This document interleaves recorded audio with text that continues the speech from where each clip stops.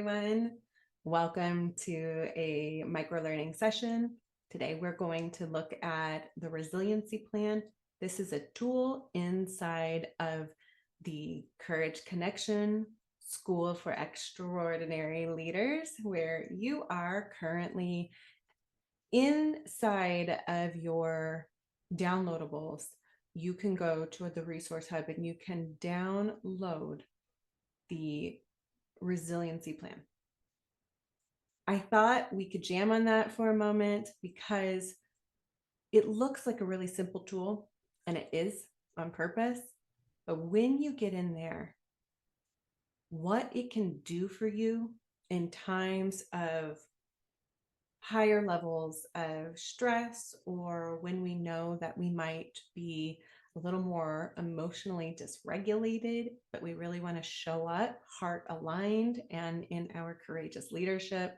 This is a tool that is so super simple to fill out that can truly help you to stay present in who it is that you want to be, show up the way that you want to show up, so that you feel good about how you conducted yourself during those challenging times. It's such a super easy plan that sometimes I think it gets a little overlooked. So this is what the plan looks like. Again, you can download this. It's in a PDF form, and I recommend that you print it out. It is not in a form where you can fill it in. It is meant to be printed out, and here is why. You may need multiple copies of this that in different situations in your life. So in your home life might look different than in the work life. And it's also intended to be put into a place that you would see frequently and often, where you can also move and change its location. And so that is why it's in this form. We also know the research shows that when we are in the physical act of writing, for many of us, that helps to hardwire the actions that we want to take and see in our lives. So here's your resiliency plan. It's a really simple walkthrough. Essentially, what you're going to ask yourself is, in those moments where I am braving difficult emotions, what do I need permission for? What do I need to give myself permission for?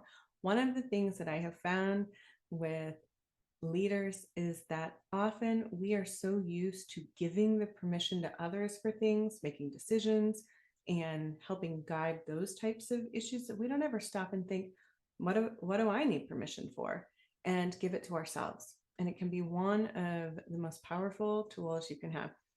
Second on here is going to be practice my gratitude. If you've spent any amount of time with me, you know that I am a firm believer in the power of gratitude, not just from what we see in the research, where it helps us physically, mentally, and emotionally and socially, but also from my own practices, and going from being kind of a skeptic around gratitude to then having a mentor of mine open my eyes to the power, practicing it, mostly out of skepticism, like, I'm going to just see that this really doesn't work, and finding that indeed it has the power to truly transform your thoughts, your life, and the way that you can show up physically, mentally, emotionally, and socially. So you're going to write down 3 things you're grateful for. And think about, like, these are things that help you to kind of zoom out. So you think about zooming out of, how do we get outside of all of the things that we find to be struggles in our life, and really think of, wait a minute, when I really take a look at my life, there are so many incredible things that I can be grateful for. What are 3 of those things? The next thing you're going to do is look at, what are the practices in my life that are healthy, that help support my calm. Oftentimes, these things are the first to be neglected in times where we feel difficult emotions coming up. And so having a list of them can be a really simple, easy way for you to not have to think about, what do I do to help calm myself? You just go to the list, pick one, and act on it. The next thing you're going to see on here is box breathing.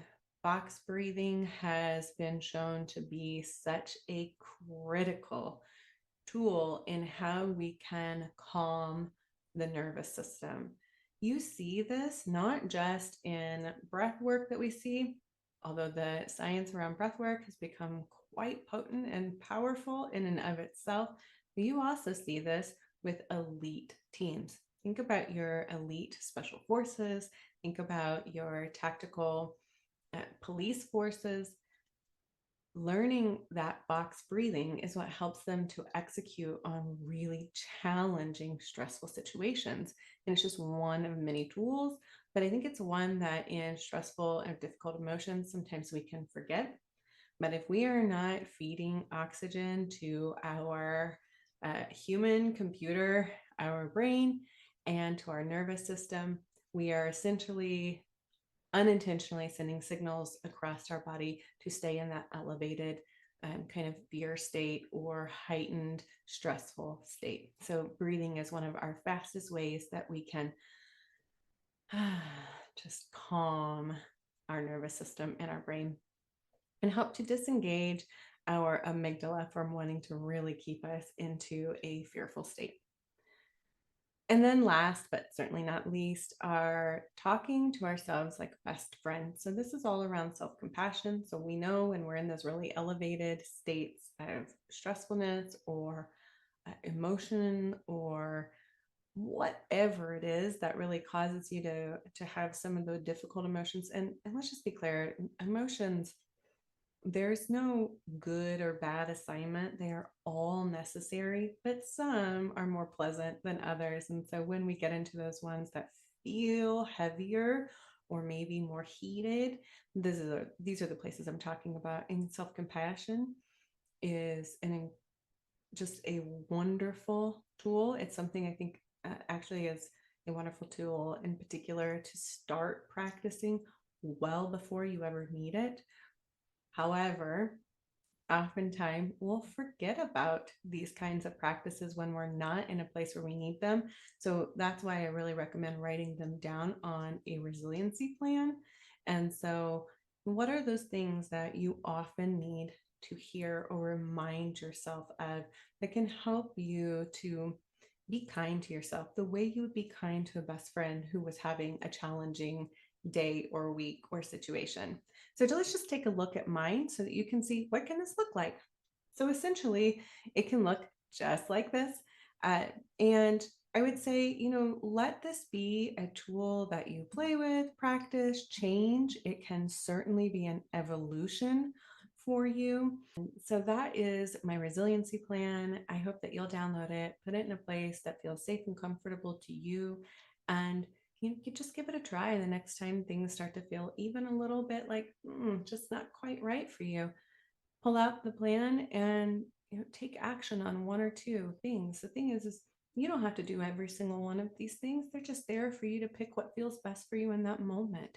Make them healthy, make them kind, and just take one action. I think that's one of the things so many times we'll get wrapped up into, oh, I got it. That's just one more thing to do. And it's like, no, it's not one more thing to do. This is humaning. And there's always space for it, because if we're not doing these things, there's no possible way for us to succeed at doing all of the tasks in life outside of just taking great care of ourselves. So I think the last thing I'll leave you with is that the kindest, most responsible thing we can ever do for others is to take great care of ourselves.